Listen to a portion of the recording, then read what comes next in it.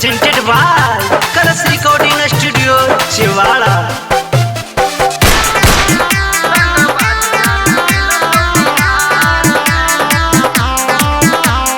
DJ Vikas Matiyar Kala Sitamarhi.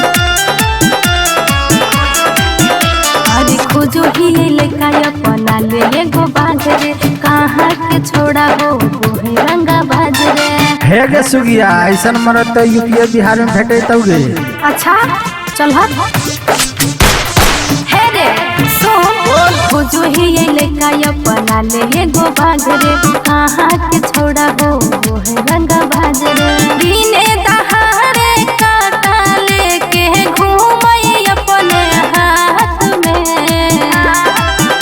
अपराधी तोरा मिलत तिहार में, रंगबाज जान मिलत बिहार में। अपराधी तोरा मिलत तिहार में, रंगबाज जान मिलत बिहार में।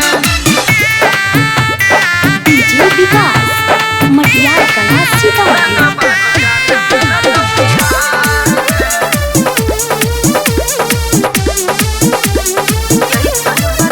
और ऐसन बताओ रे छोड़ा जे रंगदार रहे बचपन से।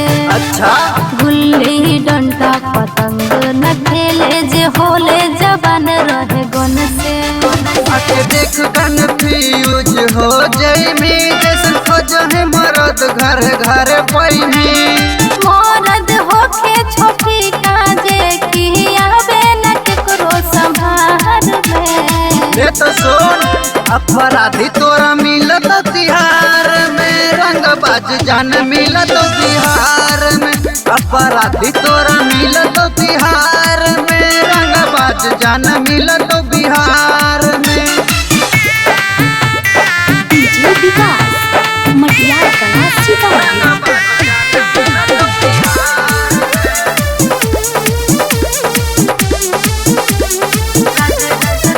और राज रजत हूँ गिरे रे, बुझ सिंपू शिवानी के किरे रे। दिल्ली बम्बई देखी आईनी, लग जाई पर तई कश्मीर रे। कहिया शंभू बिहार से बेटा जय में, पूरा दुनिया पे मुनिया तो छा जय में। ऐसन नाम बताइनी कि जे कर जानो नहीं हो कई हार में। आठ बिहार के अपराधी तोरा मिलत तिहार में, रंगबाज जान मिलत बिहार में। अपराधी तोरा मिलत तिहार